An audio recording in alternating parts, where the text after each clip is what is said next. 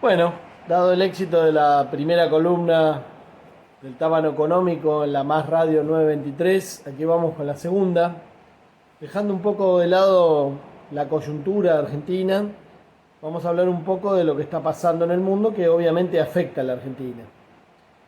En las últimas décadas el mundo fue acumulando distintas fuerzas que lo llevan a una situación complicada, inestable, desequilibrada, que tiene que ver con la globalización descontrolada, desregulada, en manos de las multinacionales y sobre todo en los últimos años, en las últimas 2 décadas, un descontrol financiero que si bien venía de décadas anteriores, se aceleró exponencialmente y dio paso, entre otras cosas, a la crisis del 2008.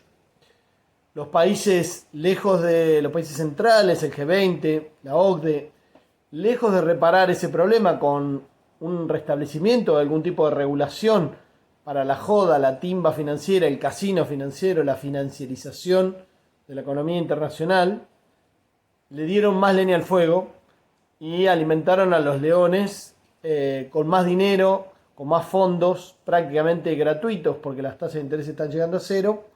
E incluso Estados Unidos ha llegado, en el caso de Trump, a darle dinero, los mismos fondos que han causado el problema, para mantener este status quo que, desde el punto de vista de la regulación, es cero regulación financiera prácticamente, ayudados por las guaridas fiscales, mal llamados paraísos fiscales, que permiten evadir cualquier tipo de regulación, además de mezclar fondos de origen oscuro con fondos blancos y con fondos de tono gris. Y todo eso le ha metido presión no solamente al sistema financiero mundial, sino también al sistema productivo.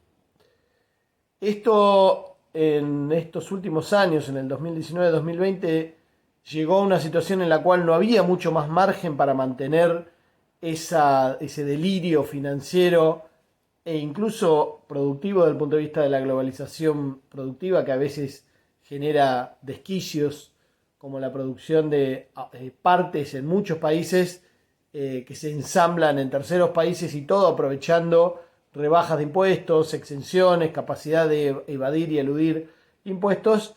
Esto se está llevando puesto a la economía mundial, tanto desde el punto de vista financiero como productivo, y el virus ha venido a salvar a los países centrales de la responsabilidad que tenían en eso y a darle una excusa de por qué ocurre la crisis del 2020, que lejos está de desaparecer, aunque vacunaran a los 7.000 millones de habitantes del mundo.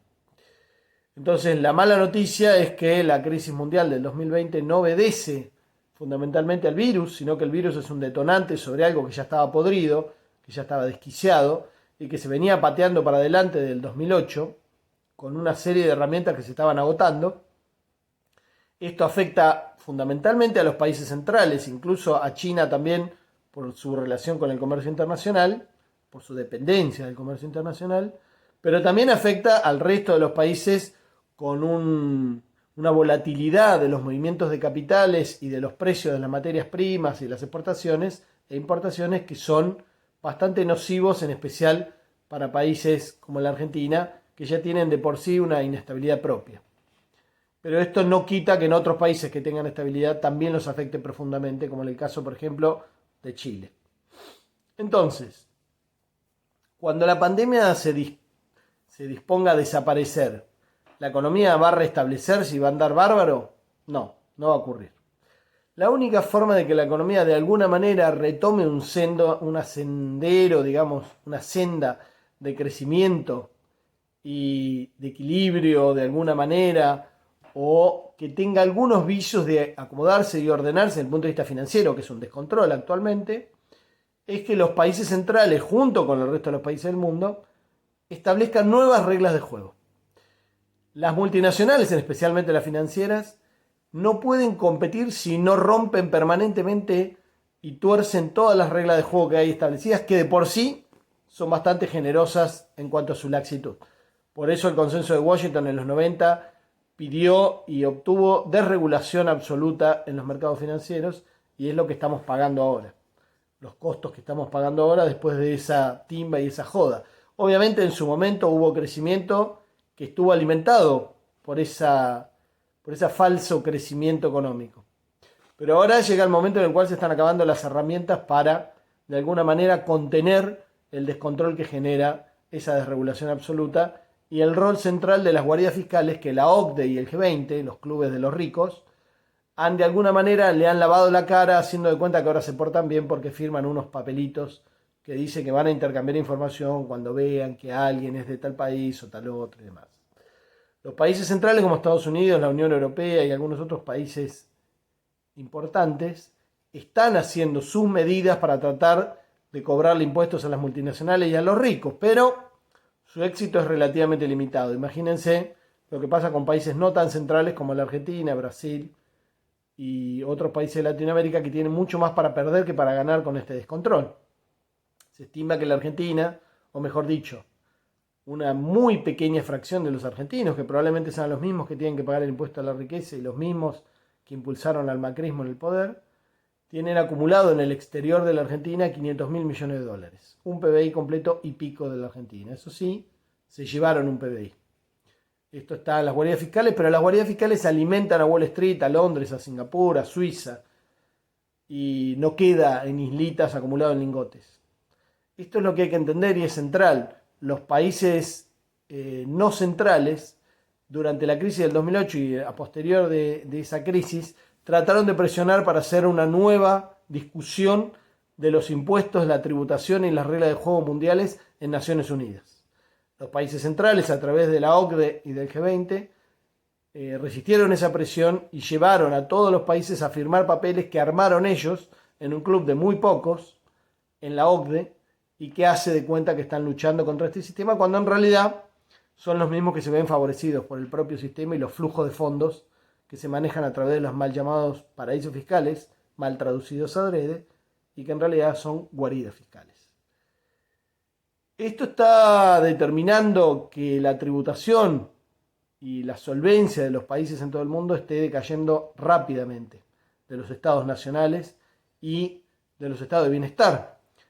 Los empresarios, después de la Segunda Guerra Mundial, cuando estaba el comunismo como una amenaza para las bases populares de esos países, estuvieron dispuestos a solventar y a pagar impuestos para mantener un estado de bienestar que les haga no estar tan desesperados a los trabajadores. Hoy en día, y sobre todo desde los 90 del Consenso de Washington, cuando se cae la Unión Soviética, esa amenaza se cae, desaparece. Aparece el mundo supuestamente unipolar, que ahora obviamente no existe más. Y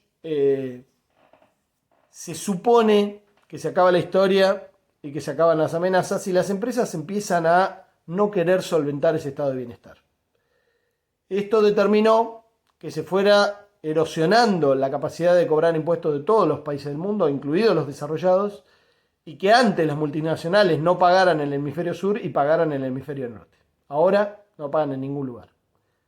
Incluso en Estados Unidos no pagan. Y lo que hacen es no pagar, y cuando los países tienen agujeros fiscales, los fondos que usan y que fugaron de esos países, que usan para las guaridas fiscales, los prestan como deuda externa de esos países. Y entonces los presionan para mantener las reglas de juego que les permiten saquear esos países desde el punto de vista de consumo, de insumos, materias primas, logística, infraestructura y sobre todo de producción con mano de obra muy barata y sin ningún tipo de protección laboral. Si esto no cambia, el mundo va a tener una situación explosiva y muchos dirigentes son conscientes de eso. Pero el problema es que las multinacionales y sobre todo los grandes bancos del mundo tienen un poder todavía más que relevante. Y China no parece jugar un juego muy distinto. Que China vaya a ganarle a Estados Unidos la puja por las tecnologías de último nivel, como el 5G, o las pujas por el comercio mundial y demás, no quiere decir que vayan a cambiar esta regla de juego. Probablemente lo que vaya a hacer China es pedir su porción de esta torta, de la torta que manejan las guardias fiscales. O inventar herramientas que hagan que esa torta aparezca en otro lado, como pueden ser, por ejemplo, los criptomonedas, criptoactivos y otra forma de hacer transacciones financieras y sobre todo comerciales mundiales. Esto todavía está por verse.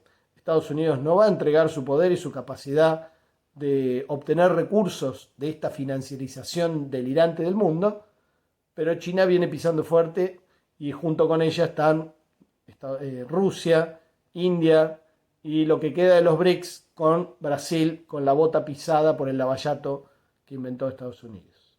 Veremos qué es lo que va a pasar, pero lo que está claro es que cuando el virus desaparezca, la crisis mundial no va a desaparecer, sino que va a estar más desnuda que nunca, no va a haber excusas. Parecen malas noticias, pero lo bueno es que probablemente estemos llegando al punto en el cual no haya más remedio que barajar y dar de nuevo. Esperemos y estemos atentos a ver cómo surge esa discusión.